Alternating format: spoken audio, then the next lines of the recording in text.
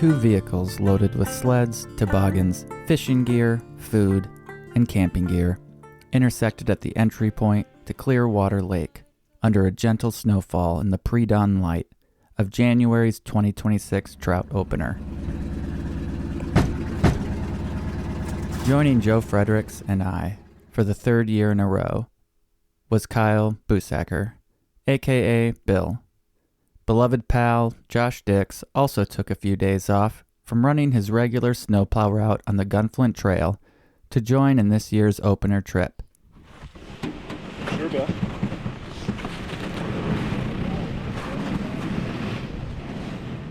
As we set off down the lake, spirits were as high as the iconic Palisades towering above us.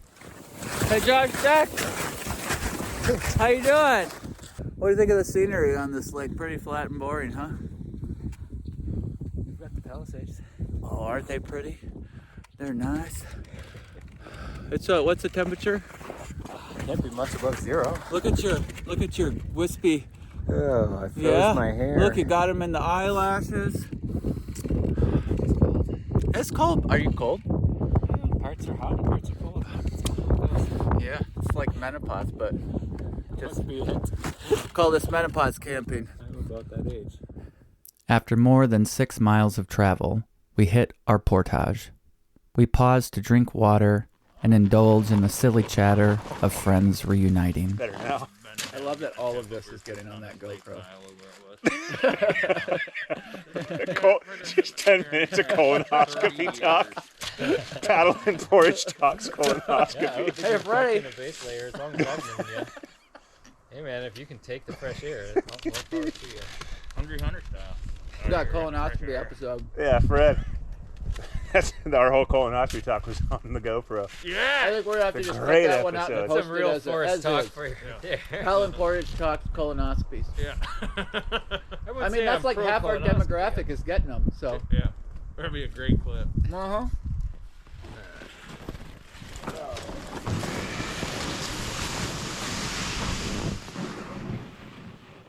The windswept crust of Clearwater had made for easy travel thus far. However, the transition from open lake to wooded trail included deep snow, uneven terrain, and an ongoing battle with gravity. You got it, Bill. Just pull. Use your whole body. Keeps sliding sideways on me. Yeah. The 2 toboggans in the group regularly slid down the slope, as if getting tangled in brush and branches were its only goal. This is where we start questioning life decisions. You got it, Bill. Oh, you just broke all the tree off. That's a lot of Bill force. The increased labor of the portage was equal to its beauty, with thick white globs of snow covering the spruce and pine. Notably, the sensory contrast between the previous wide-open lake views with the density of a snowy portage was a pleasant change of scenery. The great Josh Dix reported a whopping 8.5 miles by the time we reached our intended camping destination. Though we had made better than expected time, the work of setting camp and processing wood had just begun.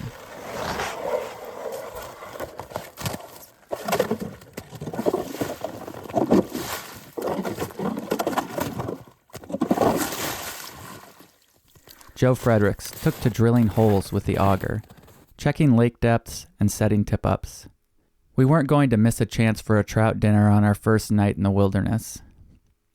All meals for this trip were provided courtesy of Cousin Bill's culinary creativity. Having done all the shopping, prep, and packing of food, Bill was honored to act as camp chef, eventually igniting birch bark and kindling in the designated grade of the BWCA campsite.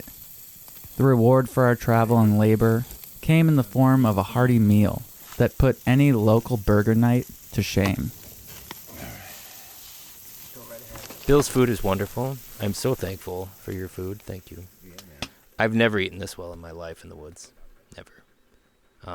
I went on about how my freeze-dried meals are just fine on the way here, and they suck. Those birds. a single one of those freeze-dried? No, they're still. I'm gonna be carrying them out tomorrow, I think. And I mean, I doctor them up. I make them good. They're fine. They're satisfying. But ribeye burgers? Are you kidding me?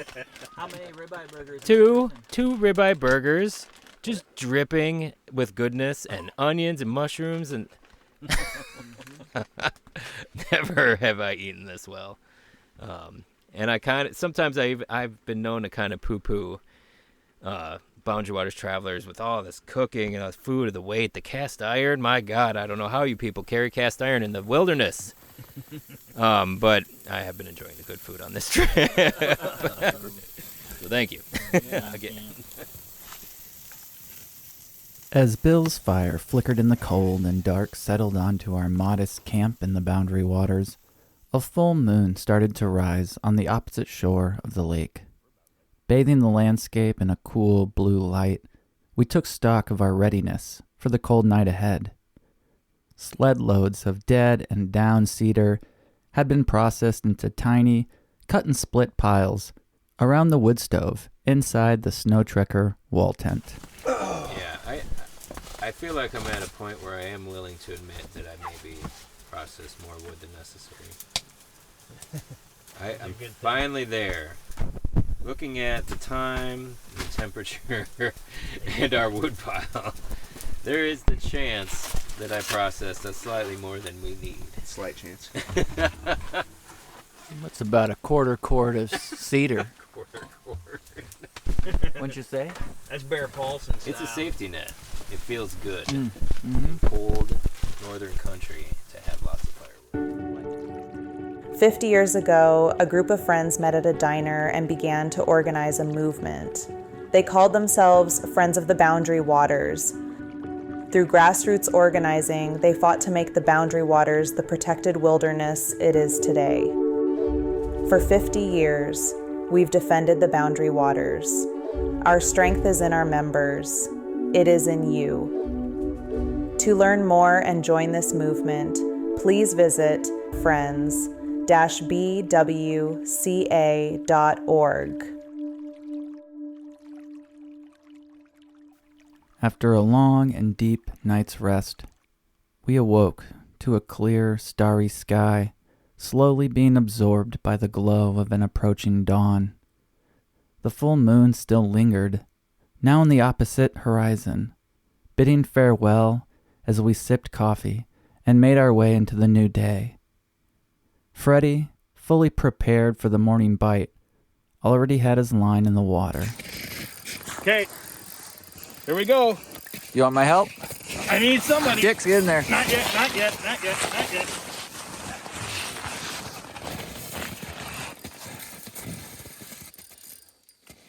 Head shakes. This is the big time. Josh. Not there yet. It's sideways.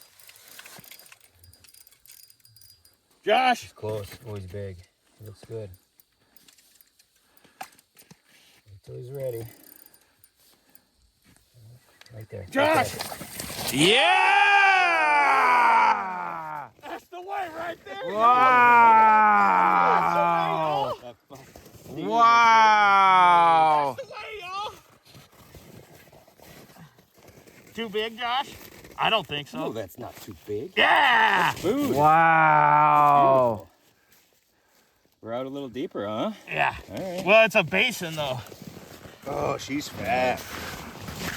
Who's got a clover? Help me! Look at that. Here, you might be able to use this. Oh! With the night's dinner already secured, the trip was starting to feel like a success. It may be a no-brainer to you, our listener, that just getting out into the BWCA in the winter is a win in of itself. But this specific trip, traveling this far in to explore a new lake, introduced a new level of uncertainty to our annual excursion. And the decision didn't come without debate. Joe and I discussed it at length, weighing the pros and cons between returning to a reliable destination or exploring new territory. With this being Bill's only trip, and Josh Dix taking time off work during the busy plow season, we wanted to make sure it was a good one. As snow started to fall on our second night, the four of us discussed the risk involved in choosing a new destination for this year. I guess I'd say I always forget, thankfully so, how hard pulling a pulk sled is. And so when we decided to go to this lake, and then I looked it up on Paddle Planner and saw the distance it thought it was, and then it turned out to be even a mile farther than that. Luckily, I didn't remember when we started how hard it was going to be. I just thought, well, this is farther than we've gone before, but we've gone pretty far. Just walk. All you gotta do is walk. I've probably said to you at this point, I'm all business at first until I feel like we have what we need and we're comfortable. So until we have this giant pile of wood and the tent is set up and everything's set, I'm going to keep my head down and keep moving. And that's what we all did. And now we have comfort in the middle of nowhere in a snowstorm.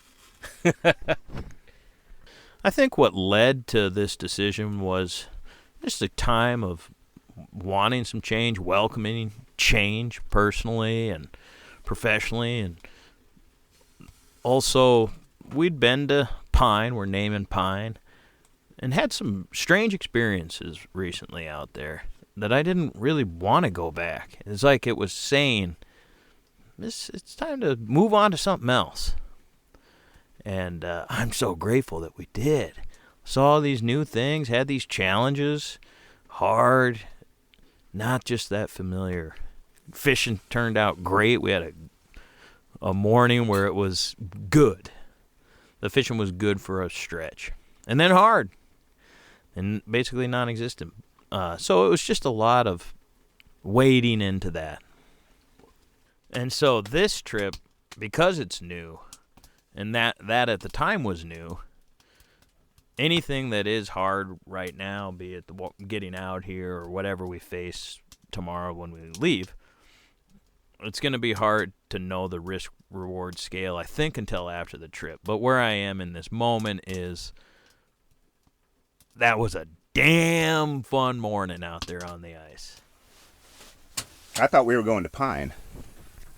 And then Bill, Joe Fred, called me up and told me that we were going to this new lake. And he was a little shifty as to where it was and how far it was.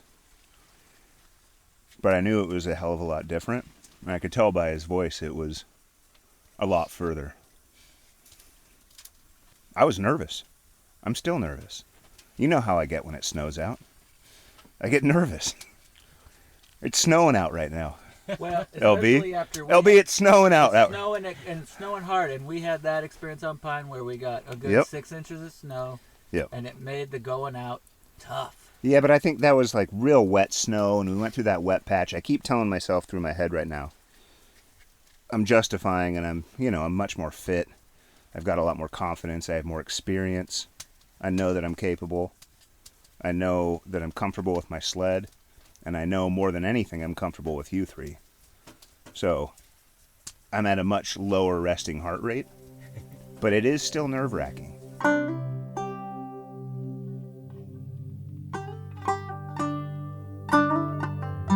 The snow did indeed continue to fall. For hours, in fact.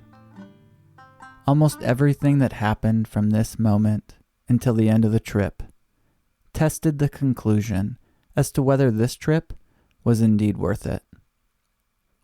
As Bill and I settled in for the night in the nylon teepee tent, he disclosed how overwhelming his anxiety was becoming. Like any good friend should, I asked him questions and let him talk. There are two parts of your body. You've got your head, which is rationalizing the situation, counting the inches of snow, starting to think about what happens tomorrow. But then there's the other anxiety that you can't control, you can't think around. The type of anxiety that's in your body. And that's the one that you can't control, and you try to, but the more you try to, the more you think about it, and then your body starts swirling. You start getting a little nauseous, a little floaty, a little lightheaded, a little clammy. And that's the type that kind of gets to your soul.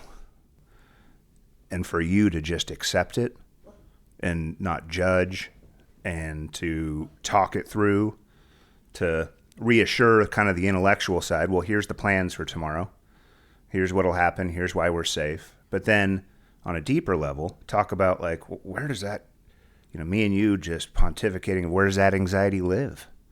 Where does it come from? And then we start talking about moments in the past where we felt that and how there's something inside that stays there, and then your body remembers it and it pulls it back. And so where I was worried about the snow because of the past experience I had hiking out of pine and how hard it was going to be, and this was twice as long as a trip. But the inside anxiety lived in me feeling shame, of me not wanting to be the one that's holding everyone back, me not feeling guilty for having someone else do work for me, feeling guilty that I'm putting myself through this crazy experience at the expense of my wife and my 2 kids back home who rely on me. Those are the things that cause the anxiety.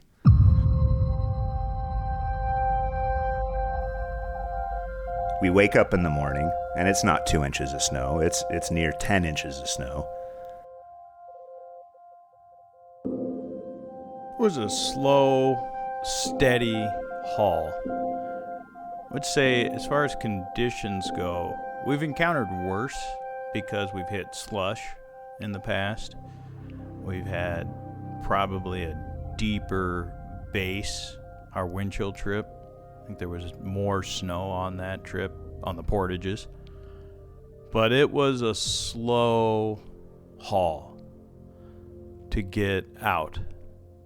I think what's surprising is that when we look at the time that it took to get into the lake and to get out, they're not that much different, which really illustrates 2 things. 1, the mental game, and 2, what you're physically capable of.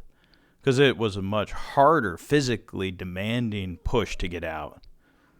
And so your body's working all that much harder, and that's where the mind starts to go, what am I doing this for? I can't maybe do this. What's this? What in God's name are we doing here? All of that stuff that you don't feel on the way in when you're moving faster, it feels like you're free, you're braking, you're looking at stuff versus just we gotta get out mentality. Mm-hmm. So much of the mental game came into play. One of the things that sent my mental game into a swirl was drifting further and further back from the group. That's not unusual for us all to spread out across a lake, and everybody goes at their own pace, and you kind of have to go at whatever pace works for you. You can't really go slower, and you can't really go faster. And so it's a natural part, but the head game that started to happen as I started to feel more and more alone on the lake was fascinating. And I had some amazing moments where I just decided to look down and drift into a mindful meditation. And in those periods of time, it would just be calm. And then, just like a meditation, I'd get distracted by a thought of, how long is this going to take? Am I going to be able to do it? No, I'm not. Oh, come back to the mindful walk. And then, eventually, I'd say an hour and a half later, made it to the portage, and only one left was Bill. He was still far enough away that it wouldn't still take me 20 minutes to get to where you were. But I yelled, "Bill, are you going?" And you said, "I want to." And I yelled back, "Do what you gotta do." And then you disappeared into the woods.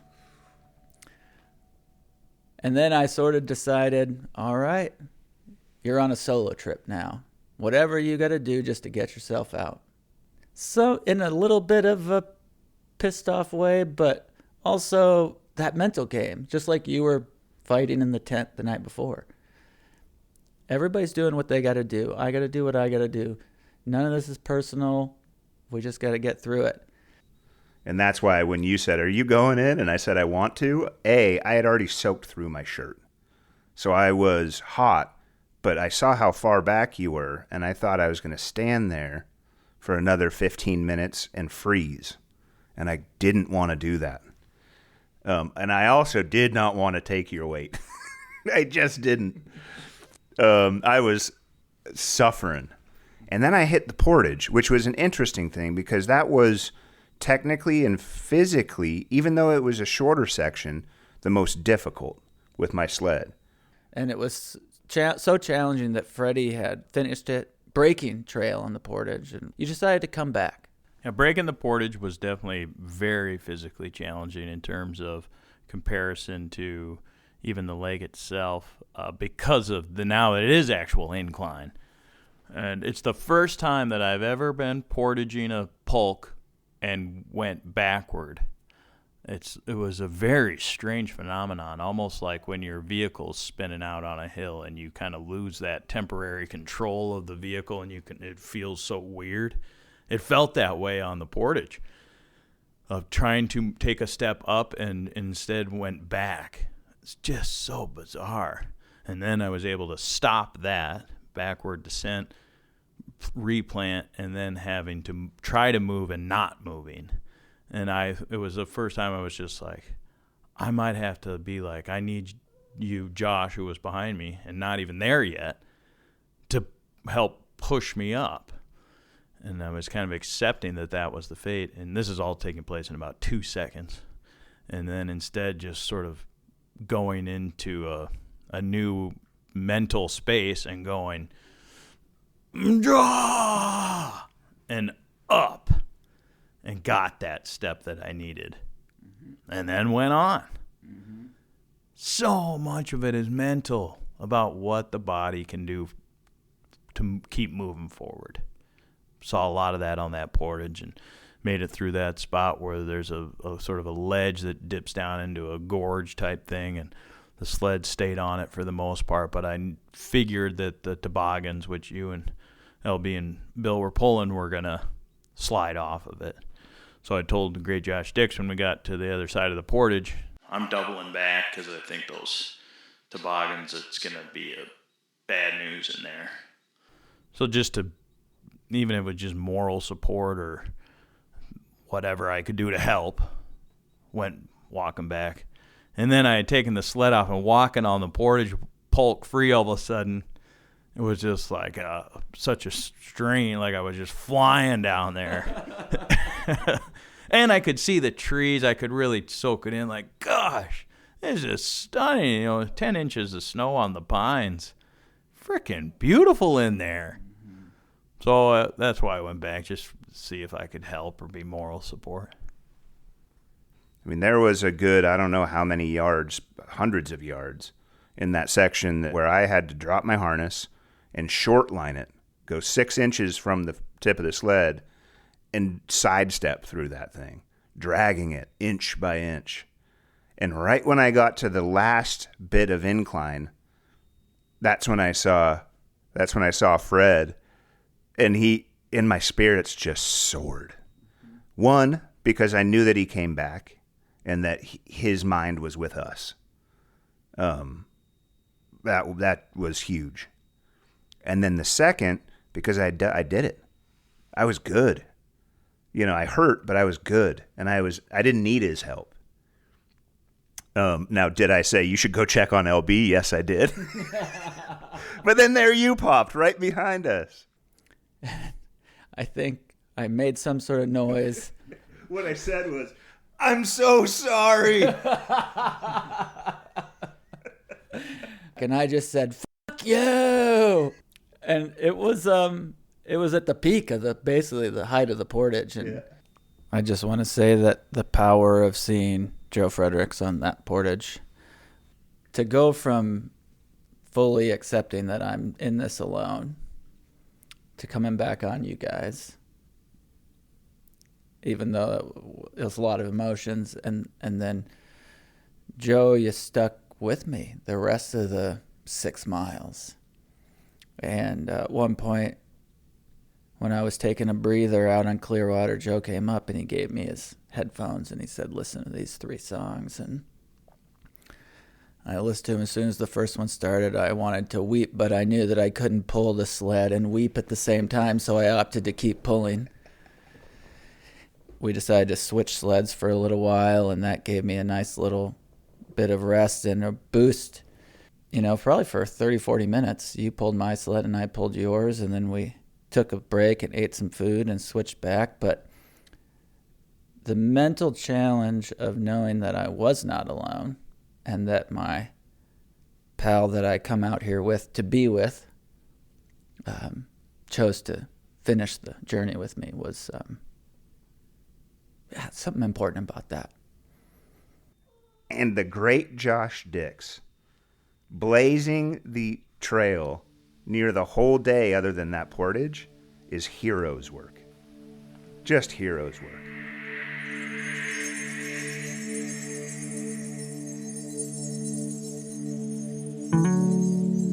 But I want to bring it back to the question that we ended in the hot tent about going to a new place and experiencing a new thing. And everybody, all of you said, I can't tell you if it was worth it until we're back at the car.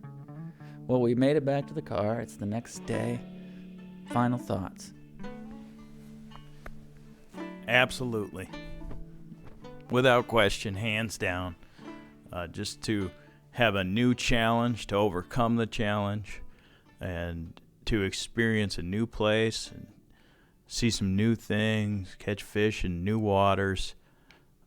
It was absolutely worth the challenge of hiking out of there. It would have been hard on that hike out, no matter where we were. And if it was 8.5 miles or 5 miles, it would have been an ass kicker either way. And so to add that new element to this and to overcome it makes it all the more important and special. If we'd have just done that same 3rd year in a row, kicked our ass getting out, it'd be like, yeah, we did it, but we already knew we could do that. So this makes it all the more important. Absolutely very happy with the decision to try a new campsite, new frozen water. In the hot tent, I was talking about that inside feeling of being nervous around survival, even though you know that it's good and you've got every precaution. You talked to me about having the bivvy and the sleeping bag and the stove. So like intellectually, like we were safe, you know. But that doesn't mean anything when you're in your head doing that for that many hours. It's a different feeling. And I think that is good for the soul. I am so proud of myself and for the group I was with. I don't know how many. It took us 7 hours, 6.5 hours to do that hike. I don't know how many times I told myself, why am I doing this? I'm never doing this again. Only summer trips from now on. And yet here I am today wishing I could go back out there. And I get to take that newfound layer of being capable, mentally and physically, to my family. You know, I know I can do more. And that is something that's hard to find out there in the world. So, yeah, it was worth it, every penny and every inch. Let's commemorate the end of this episode with a prayer to the... All hail the pig man! All hail the pig man!